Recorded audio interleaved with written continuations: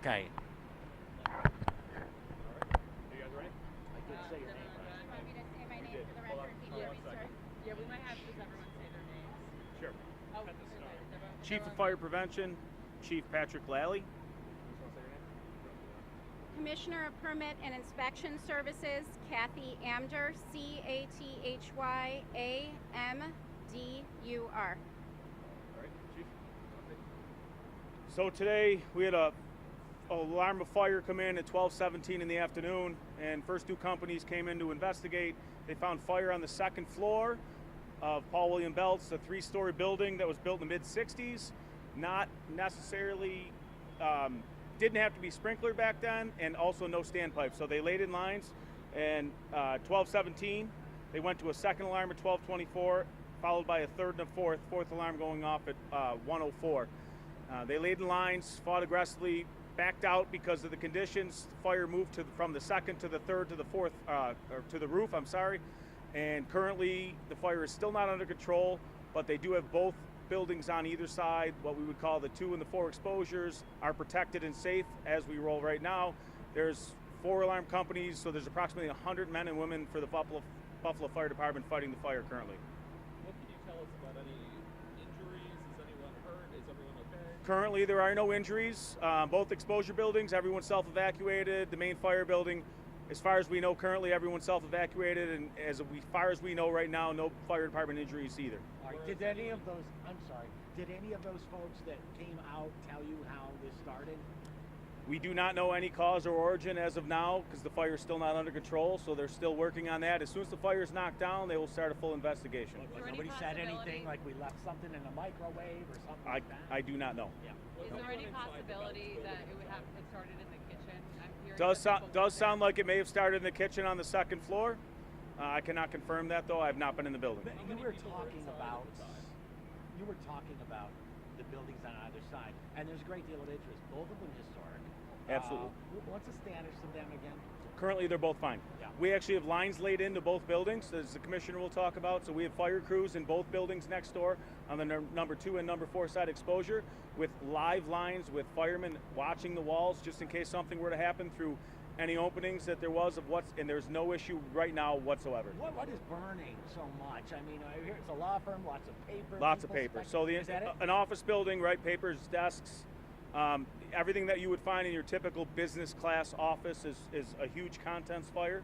And again, because it was built as an office, it's specifically a three-story office building in the mid-60s. There was no need for sprinklers or standpipes. So the men and the women of the Buffalo Fire Department are doing an amazing job right now. But you know, a newer building with sprinklers, it would have been a different story, but that's not the case from when it was built and the situation it was built in. Was the office open at the time? It was. How many people were in there or had to evacuate? We do not know that number right now. I got called in. The commissioners and the guys that are on scene are working diligently, making sure that the fire gets under control first. Then they will start a full investigation as to specific numbers and the specific cause and origin. It looks like they were breaking through the window. Were they trying to break through some sort of cinder block or brick or something? There is some issues up in the third floor that we're not exactly aware of yet. We're looking into it as they go. But yes, there's an issue where they're trying to have a hard time hitting the seat of the fire.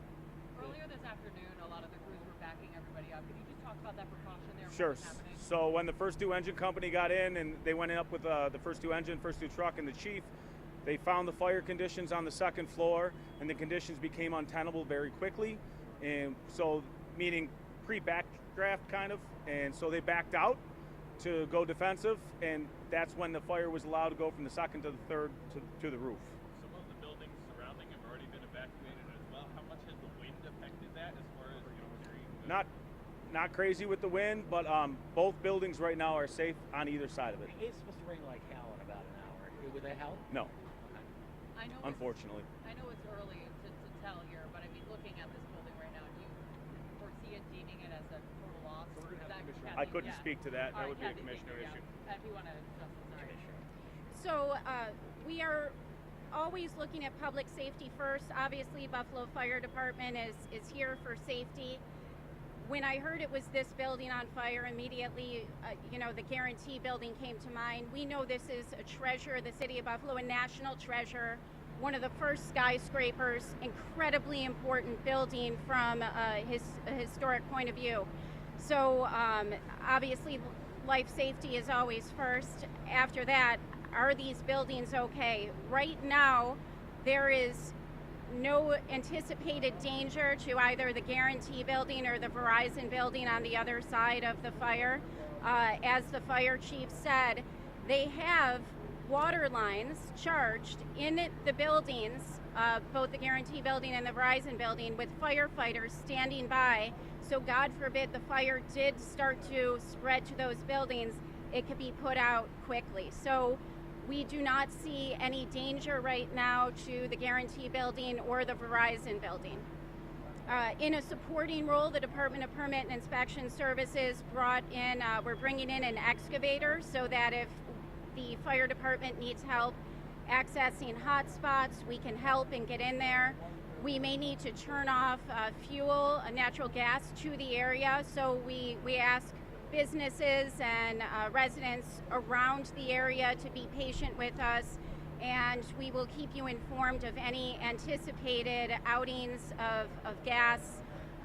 So please be patient while we deal with this and put out the fire, and obviously life safety first, and then saving these historic treasures, making sure they're not in danger. Commissioner, You have a question, Yeah, though? there was some, well, I guess we'll go back to two here. So do we foresee this building being a possible total loss? And then there's also been some concern about asbestos, if you can address that. So there's no way of knowing these things until we deal with the dangerous situation first. First, we want to stop the spread of fire. The fire department is all hands on deck right now. They're professionals who are going to take care of this situation. Then we'll assess the condition of the building at that point. Commissioner, can you explain the situation with the sprinkler system again? There was no sprinklers in the building, is that correct? There were not sprinklers in the building, and I haven't had a chance to go back and look at the records, but most likely it was built prior to, in an older code where that would not have been required. And they would have been grandfathered in to not have to have that? Well, it also has to do with the height of the building, so there's a few considerations, but it would have been built as a code compliant building when it was constructed. Just to follow up on my colleague's question, and the folks over there got an email that got evacuated from the old cop shop there, the apartments, and they said because of concerns about asbestos burning. Can either one of you confirm that, or is that a concern that there's asbestos in that vintage 1960s building, and that's a concern? Anytime there's a fire in the city, we would always, ask people to not be in the area if they don't have to for any reason. No one wants to breathe in smoke. At this point, we do not have a current asbestos survey of the building. While it's possible that there may have been some asbestos-containing materials in the building, at this point, we do not know that, and it's like any other fire that we would experience in the city. Any questions? One more. Could someone just explain, because every time we look, the smoke looks different. It gets thinner and white, and then it gets darker. Can you explain, what's happening and why that's changing? I'm not an expert on fires. I'll defer to the fire chief. So the main body of fire seems like currently it started on the second floor right in the middle, and it's a very hard building to access that fire because of the building on the left side and right side, which we would call the number 2 and number 4 side. So we're mostly fighting the fire from above right now because it burned through the roof, and we're not always hitting the seat of the fire.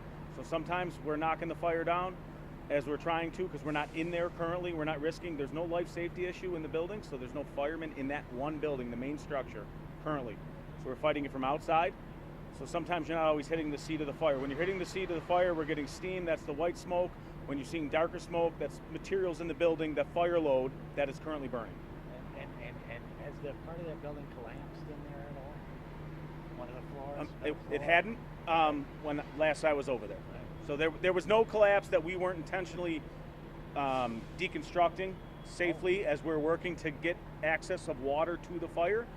I haven't turned around since I've been over here, so. I've been looking. Can you just talk about the scene right now and what you're seeing? Because unfortunately, we've seen massive fires like this in downtown Buffalo in less than a year.